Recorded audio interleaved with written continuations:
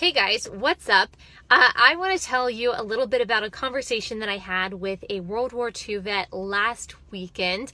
He is 93 years old, so he was born in 1925, which means he is right at the tail end of what they consider the greatest generation. I wanted to talk to him because it's so rare nowadays that you can have a conversation with someone who fought in World War II. I knew I had a lot to learn from him. I am a millennial, meaning that I am part of that generation that a lot of people consider to be the worst generation that has ever lived. So even though I like to think that I break some of those stereotypes, I knew I still had a lot of wisdom to glean from this person. And it turns out that was true. As soon as we sat down, he said something really profound that kind of shaped the rest of our conversation, but also shaped what I've been thinking when I've considered this conversation in recent days.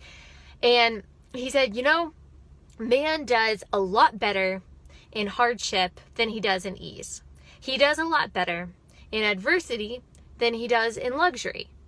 And I thought, that's absolutely right. And it is the distinguishing feature between that generation, the greatest generation, and our generation, the generation that is considered spoiled, entitled, in favor of things like socialism and big government, asking for free healthcare coverage and free college.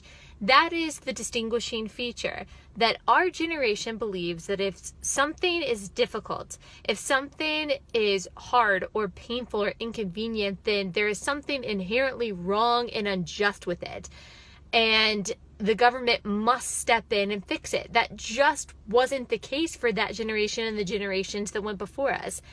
And I really think that if millennials just took a little bit of time to connect with the older generation, even just read about the sacrifices that the older generations have had to make, that our attitudes would change about the things that we have if we realized just how much used to be at stake and how much was actually fought for. Maybe we wouldn't take so much for granted. I mean, we are so far removed from the troubles that generation had to go through to survive. The Great Depression and the World Wars being the main two of them. Now, yes, a lot of millennials have had to go through things. I'm not saying that no millennial has had a hard life. There are millennials who have sacrificed their lives overseas. Of course, there are millennials who have overcome poverty and have worked very hard. But as a whole, we know nothing. We know nothing of what they had to go through just to fight not only for our freedom, but also for the freedom of others. I just think that we are so unaware and therefore so unappreciative of the people that have gone before us. And he said something else that I thought kind of went along with that. He said, during the Great Depression, we had something called relief, where families would get about $30 a month from the government just so their families wouldn't starve during the Great Depression.